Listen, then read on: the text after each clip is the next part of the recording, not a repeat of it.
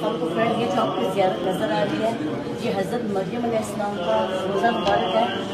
حضرت مریم علیہ السلام حضرت عیسیٰ کی والدہ محترمہ تھی، جنہوں نے حضرت عیسیٰ کو غیر باپ کی جنم دیا تھا، یہ وہی حضرت مریم علیہ السلام ہے۔ آئیے جی اب آپ کو ایک ایسے مقامات کی زیارت کرواتے ہیں جہاں پر حضرت جبرائیل علیہ السلام حضرت مریم علیہ السلام کے لیے آسمان سے جو فروٹ لاتے تھے، یہ دیکھیے یہاں پہ وہ عبادت کرتی تھی اور آسمان سے حضرت جبرائیل فروٹ لاتے تھے اس جگہ پہ۔ آپ بھی دیکھیں، آپ بھی زیارت کریں۔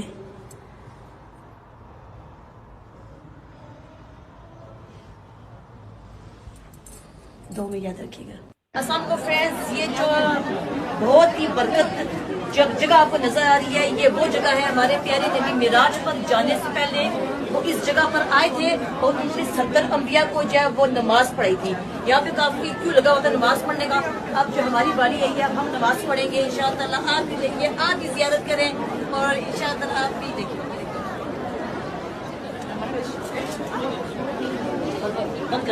فرینڈز، یہ جو آپ کو نظر آ رہا ہے اس کو بولتے ہیں وادی رم۔ وادی رم وہی جگہ ہے جہاں پر اللہ تعالیٰ نے آسمان سے بنی اسرائیل کے لیے منہ سلوہ اتارا تھا، جب حضرت موسیٰ علیہ السلام نے اللہ تعالیٰ سے دعا مانگی تھی کہ ان کے لیے کھانے کے لیے کچھ اتارا جائے۔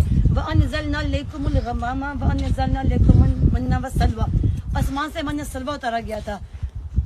سلوہ جو ہوتا ہے وہ ایک بٹیر ہوتا تھا اور جس کو پکا کے کھاتے تھے، اور جو من تھا، من وہ ایک میٹھا پتا ہوتا تھا جس کو وہ کھاتے تھے۔ یہ وہی جگہ ہے وادی رم جہاں پہ جو ہے وہ اللہ تعالیٰ نے آسمان سے منہ سلوہ اتارا تھا۔ یہ دیکھیے حضرت موسیٰ علیہ السلام کا روزہ مبارک، ماشاءاللہ۔ آپ بھی دیکھیں، آپ بھی زیارت کریں۔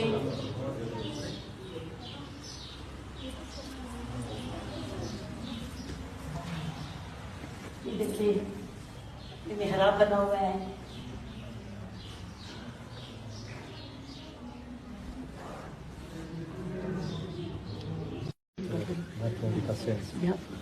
یہ جو آپ کو نظر آ رہا ہے یہاں پہ حضرت عیسیٰ علیہ السلام پیدا ہوئے تھے۔ حضرت مریم علیہ السلام نے حضرت عیسیٰ علیہ السلام کو پیدا کیا تھا بغیر باپ کے۔ جب جنا تھا حضرت مریم علیہ السلام نے حضرت عیسیٰ علیہ السلام کو اس جگہ پہ جنم دیا تھا۔